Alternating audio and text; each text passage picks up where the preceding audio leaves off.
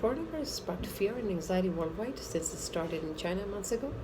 In China, we can call it epidemic, but I'm not sure if we can call it pandemic yet. Researchers are working on it, but they don't have sufficient data yet about how many people are infected, how many are dying. So we can't call it pandemic yet, even though the infection is spreading more or less to every country. In the United States, we have already 150 cases till yesterday. Among 70 of them are in Washington State. In New York, so far, 11 cases has been detected. The coronavirus is actually nothing new. It's been discovered in 1960s, and that time also is called the respiratory infection in human.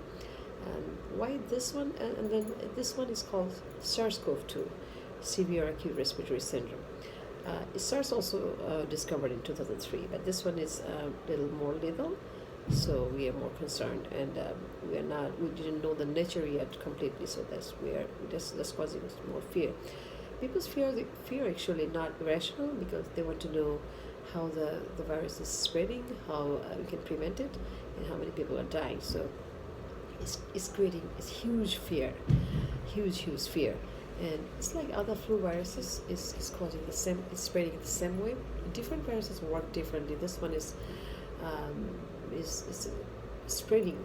It spreads. This one transmits primarily directly through when the person has the infection. If the infected person produces droplets, exposing the people within 6 feet, more or less. But if the people around the infected person, then a chance to get infected. Indirect transmission is by when the virus is deposited on the surfaces, you touch the surface, touch your face, nose, mouth, you can get the infection. So the CDC has updated its guidelines to limit the spread of the COVID-19, the disease that's caused by the new coronavirus. It says that if you wash the hand frequently, vigorously, at least 20 seconds with soap and water, this is nothing new. When you were born, when you were a child, your mom already taught that you have to wash your hands several times before eating, after exposing to the darts. So this is nothing new. So wash your hands with the soap and water 20 seconds, and then for extra precautions, for backup, you can use the hand sanitizer, so it's 60% of the alcohol. Surface cleaning, use the product that has a disinfectant on it. The Clorox Lysol already updated their website saying that their product are capable of killing most viruses, including the coronavirus. We can also make the disinfectant at home. We can mix the 1/4 cup of chlorine, bleach, and the cool water. You can make it. Like high touch, you have to focus on when you clean the dart, when you want to disinfect the surface. What are you going to do? First, you have to remove the grease and grime. It's always there. You cannot just disinfect a surface where you have the oil or grease. So to clean it first, and then to disinfect the surface, and leave the disinfectant at least a couple of minutes to work on it, and then rinse or wipe it out.